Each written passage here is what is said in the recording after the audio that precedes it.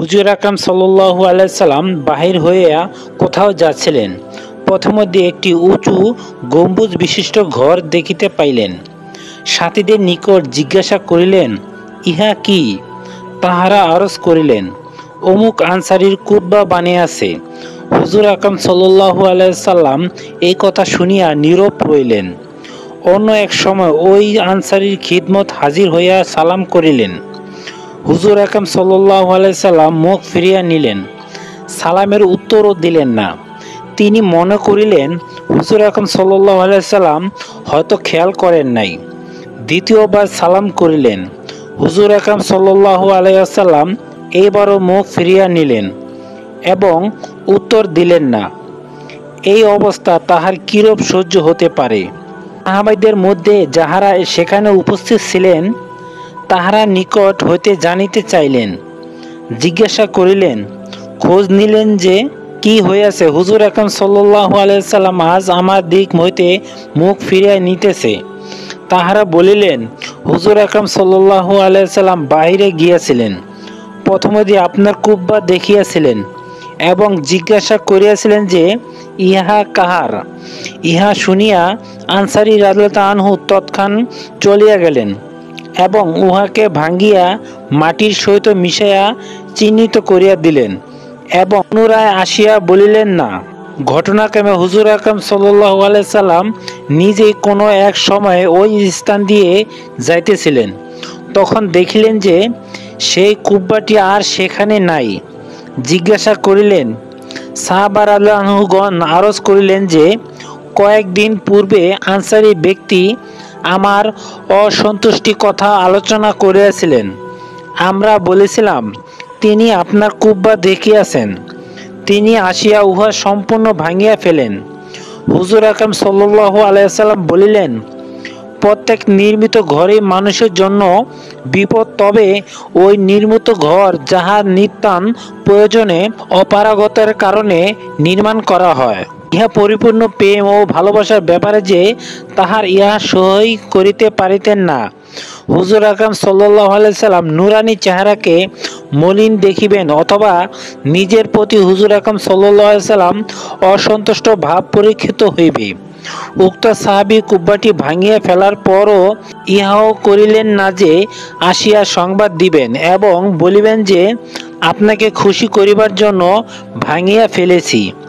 এবং ঘটনাক্রমে হুজুর আকরাম সাল্লাল্লাহু আলাইহি সাল্লাম যখন সেই পথ দিয়া যাইতেছিলেন তখন তিনি দেখতে পাইলেন হুজুর আকরাম সাল্লাল্লাহু আলাইহি সাল্লাম বিশেষ করিয়া অর্থ অপচয় অপছন্দ করিতেন।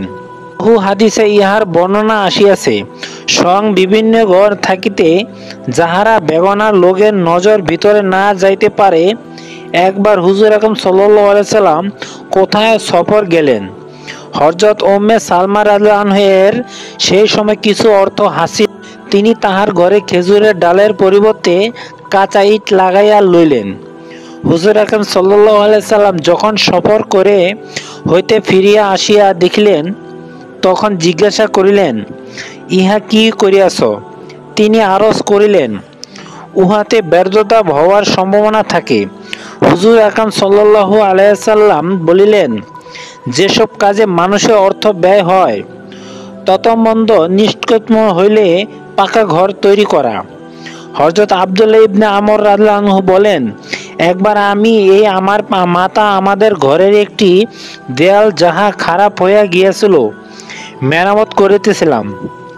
হুজুর আকরাম সাল্লাল্লাহু আলাইহি সাল্লাম দেখিয়া বলিলেন, এই দেয়ালে পড়িয়া যাওয়া হইতেও মৃত্যু অধিক নিকটবর্তী। একবার আমার হুজুর আকরাম সাল্লাল্লাহু আলাইহি সাল্লাম সহিত এক সফরে ছিলাম। আমাদের উটগুলির উপর লাল রঙের ডোমযুক্ত চাদর ছিল। তিনি ইহা দেখিয়া বলিলেন, আমি দেখিতে পারিতেছি তোমাদের উপর লাল রং প্রভাব বিস্তার করিতেছে।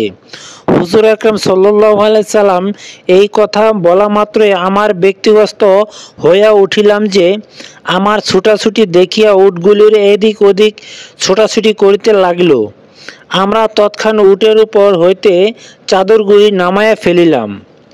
সাহাবা একরাম জীবনে এই ধরনের ঘটনা তেমন কোনো গুরুত্ব রাখে না। আমাদের জীবনের হিসেবে সেইগুলির উপর আশ্চর্য বোধ হয়। আমাদের স্বাভাবিক জীবন এইরূপ ছিল।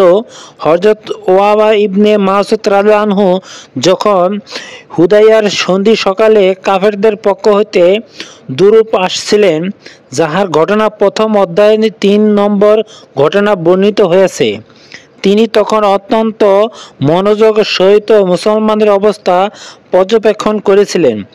অতঃপর তিনি মক্কায় ফিরিয়া যাইয়া কাফেরদের নিকট বলিছিলেন যে, আমি বড় বাদশাহর দরবারে দূর হতে হিসাব গিয়েছি, রোম পারস্য আনিবাসা বাদশাহের সহিত সাক্ষাৎ করিয়াছি, কিন্তু কোন বাদশাহর দরবারের লোকেরা এই পরিমাণ সম্মান করিতে দেখি নাই, যে পরিমাণ মুহাম্মদ সাল্লাল্লাহু আলাইহি ওয়াসাল্লাম অনুসারীরা তাহার সম্মান করে।